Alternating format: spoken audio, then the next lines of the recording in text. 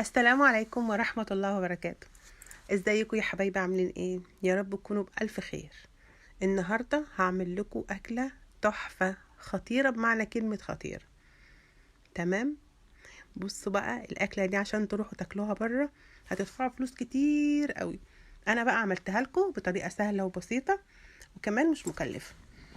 يلا نبدأ مع بعض. في البداية كده نطلع حبيبة قلبي المفرمة اللي هتساعدني النهاردة. لما لقيت نفسي اللحمة المفرومة اللي عندي لقيتها مش ناعمة زي ما انا عاملاه، يعني زي ما انا عايزاها. لقيتها ايه، خشنة شوية وانا عايزاها تبقى ناعمة. فهعمل ايه بقى؟ فهضيف كل الحاجات اللي انا هحطها على الكفتة وبعدين هفرمها تاني في المفرمة. خلاص، معايا هنا دوش او اللي هو بيكمل عند الجزار كده، دوش ودهن وكلام من ده. لو مثلا بتحطي كيلو لحمة مفرومة بتحطي 200 جرام اللي هو الدوش والدهن والكلام ده كله. بصوا انا بمرجح البسطرمه، شفتوها عامله ازاي؟ بمرجحها شويه. بصوا انا حطيت كيلو اللحمه وكمان قطعت عليها بصلايه كبيره وكمان حطيت عليها التوابل بتاعه اللي هي الماجي بتاعه خلطه الكفته، وحطيت كمان ملح وفلفل. وكان عندي بالظبط كده ايه، حوالي 3 او 4 معالق برغل. حطيت عليهم نص كوباية مية مغلية وسبتها لحد ما شربتها خالص، وبعد كده حطيتها مع الخليط ده كله. يعني هتخلي الكفتة متماسكة شوية، لان انا حطيت البصلة بحالها ما شلتش منها المية. وبعدين هبدأ افرمها زي ما انتوا شايفيني كده في المفرمة. خلاص، انا هعملها وش واحد بس. المشكله بقى ان انا ايه، بعد ما حطيت الاول وش اكتشفت ان انا حاطه وش برضو خشن، رحت شايلاها وحاطه وش ايه، الوش اللي هو الناعم اللي هو المقفول شويه ده. ففرمتها بقى معايا الفرمه اللي انا عايزاها. خلاص، عبال ما افرم اللحمه تكونوا عملتوا لايك وكمان تكونوا عملتوا شير للفيديو، ولو مش مشترك عندي تشترك عندي في القناه.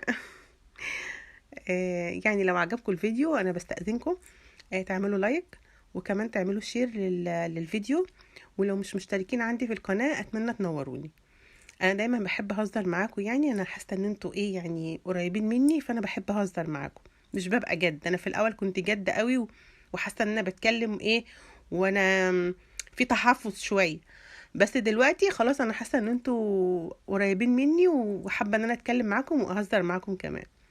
خلصت مهمتها. ننضف الحاجات بتاعتنا دي اول باول عشان تحافظي عليها وتحس انها على طول جديدة. لازم تنضفي اي جهاز عندك تستخدميه في المطبخ، لازم تنضفيه اول باول. خلاص، بصي هتحسي ان الحاجة عندك اكنك لسه شارياها. لفيها وحطيها في كرتونتها كده وحافظي عليها علشان الحاجة بتغلى. الحاجة بتغلى، والحاجة اللي هتجيبيها دلوقتي ولو بصت منك مش هتعرفي تعوضيها في الظروف والغلا اللي احنا فيه ده. ربنا يسترها معاكم ومعانا يا رب، اللهم امين. شلنا المفرمة، جبنا العجانة. هنعمل ايه يا دينا؟ هنعمل عيش الصاج او العيش السوري. خلاص، الكفتة دي هنعملها، عايزين نعملها يعني تغيير كده، مش لازم بقى معاها مكرونة، لا معاها رز بسمتي. احنا حابين نغير كده في الاكلة. فقلت اعمل معاها العيش اللي هو الصاج او العيش السوري ده. بس احنا مش هنعملها بقى سندوتشات سوري ونحمرها على في الطاسة او في الجريل او كده، لا هناكلها كده، نعمل سندوتشات كده وهناكلها. حطيتي ايه يا دينا؟ حطيت نص كيلو دقيق. انا عندي هنا المعلقه اللي انا عايرت بيها دي، انا عارفه المعيار بتاعها كويس. كم معلقه هتبقى كام كوبايه وكم كوبايه قد ايه. خلاص، حطينا نص كيلو دقيق وحطينا مع معلقه سكر وكمان معلقه ملح وقولي 3 معالق زيت. خلاص، والميه بقى حسب ما تاخد، ممكن كوبايه كوبايه ونص. الدقيق ده بقى حسب الدقيق اللي عندكم ايه. يعني انت اللي تحكمي بقى في نوع الدقيق اللي عندك. الميه خلاص، العجينه انت، انا مش عايزاها سايبه ومش عايزاها تكون جامده، يعني عايزاها تكون وسط كده. اهم حاجه طالما عندي العجانه خلاص نطفت من جوه يبقى خلاص تمام، العجين حلو ماسكاها في ايدك مش بتلزق، خلاص تمام حلو قوي كده. هنسيبها بقى ترتاح شويه. تمام. وانا كمان حطيت الكفته في التلاجة. برضو نسيبها شويه كده تتشمع في التلاجة شويه لحد لما نخلص الايه العيش. خلاص خلصنا برضو العجانة، نضفناها وعناها زي ما قلت لكم. نحافظ على الحاجة بتاعتنا. هنحط حبة دقيق بقى هنا، وبعد كده هنبدأ نقطع العيش كرة صغنطوطة كده. شفتوا قد ولا قد الليمونة ولا قد البرتقال، قد الاستفندي. ايه رأيكم في الفكرة دي؟ يعني ما تكونش كبيرة ولا صغيرة، ما يبقاش الرغيف كبير، يعني مش عايزاه زي العيش المرحرح كده والرقاق والكلام من ده، مش عايزاها كبيرة، انا عايزة الرغيف يكون وسط. هقطعها تقريبا هتطلع معايا كام كورة، انا مش فاكرة كام كورة، بس احنا هنعدها سوا دلوقتي. تقريبا هيطلع 10. ممكن يكون 10 وواحدة صغنطوطة خالص، يعني هتعمل لنا بتاع رغيف صغير كده. خلاص هبدأ ان انا اقطعهم، وبعد كده هغطيهم برضو واسيبهم يرتاحوا. بصوا احنا ما حطيناش ولا خميرة ولا بيكنج باودر ولا عجننا بلبن ولا اي حاجة من دي. مية، ملح، سكر، معلقتين زيت. خلاص نسيبهم بقى يرتاحوا شوية، ونروح نغسل حبة المواعين اللي في الحوض. الحمد لله النهاردة كده الحوض نضيف، مخلصة كل اللي ورايا الصبح قبل ما ابدأ، لان كنت صاحية بدري النهاردة. وخلاص كده حبة المواعين يعني مش هياخدوا مننا وقت، حبة بساط. الصابون الستايل بتاعي اللي انا كنت عاملاه معاكم قرب يخلص، عايزة اجيب ونعمل تاني باذن الله سوا. وفي ناس طلبت مني ان انا اعمل لهم الصابون اللي هو صابون المواعين الابيض ده من بواقي الزيت اللي عندنا. فانا بصراحة ما كنتش عندي بواقي زيت، كنت برميه. فانا بقالي دلوقتي 10 ايام بحوش الزيت عندي في ازازة، يعني لما يوصل مثلا 2 رتل كده ولا حاجة ان شاء الله اعمل معاكم الصابون. ونعمل برضو شوية صابون سائل. الحاجات دي طبعا في البيت بتوفر كتير، واحنا الايام دي عايزين نوفر، لان كل حاجة في الغلا.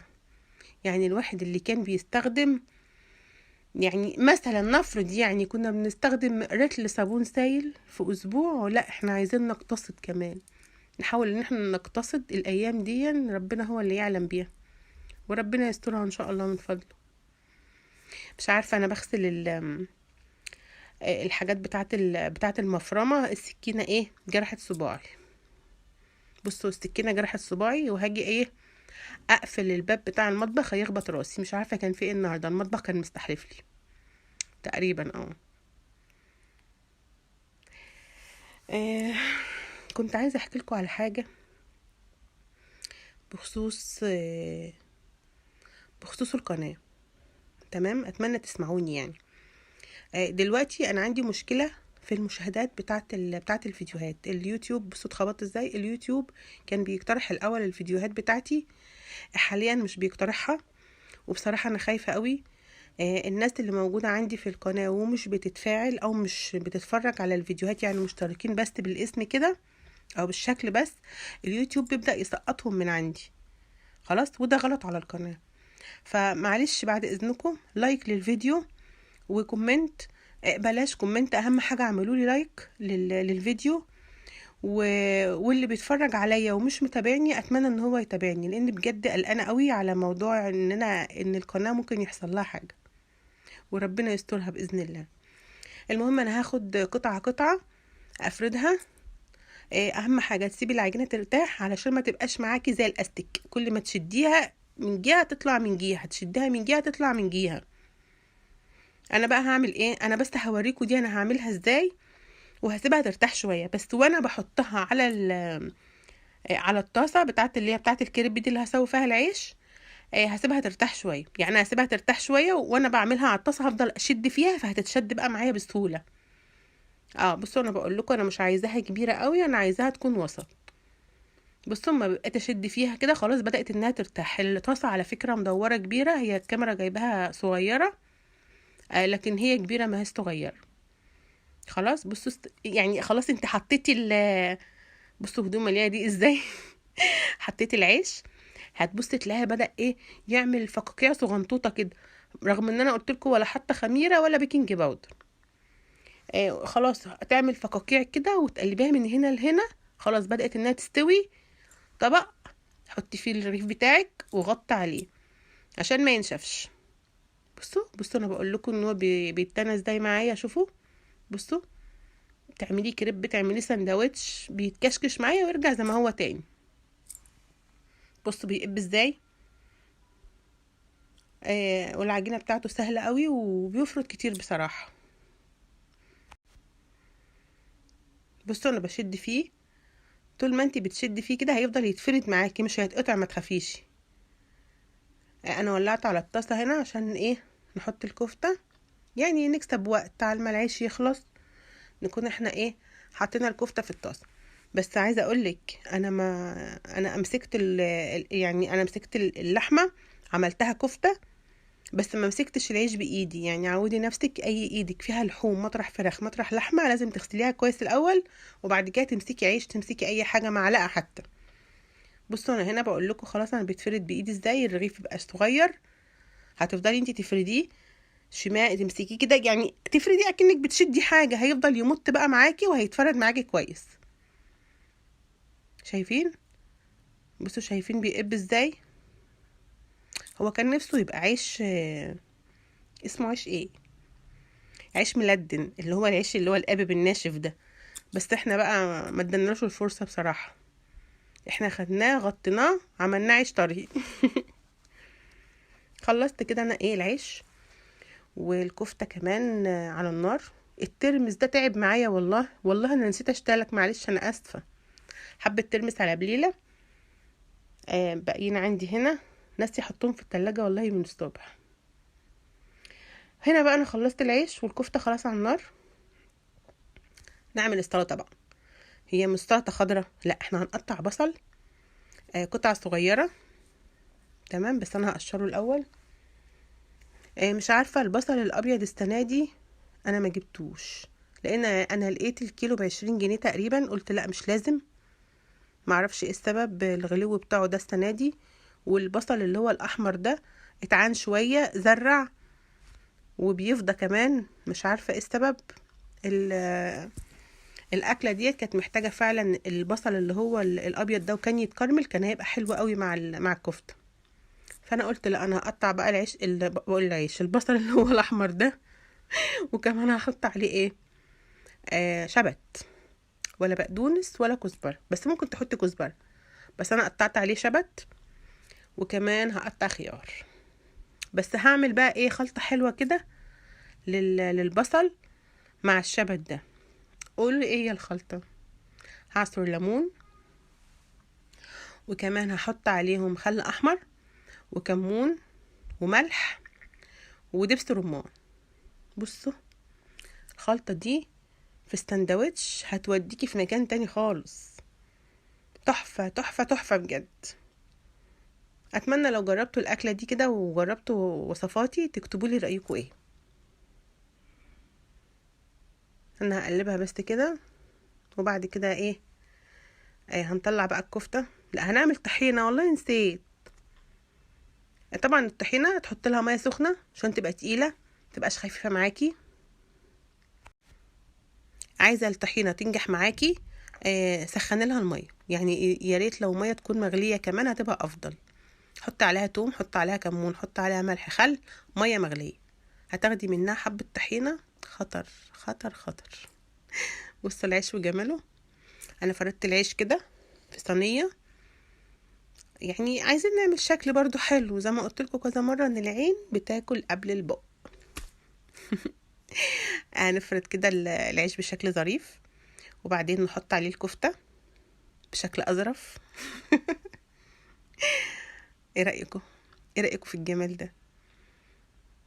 نعمل سندوتش حلو كده بقى بالبصل وسلطة الطحينة. وما تنسونيش في اللايك، واشوفكم في فيديوهات كتيرة على خير. باي باي.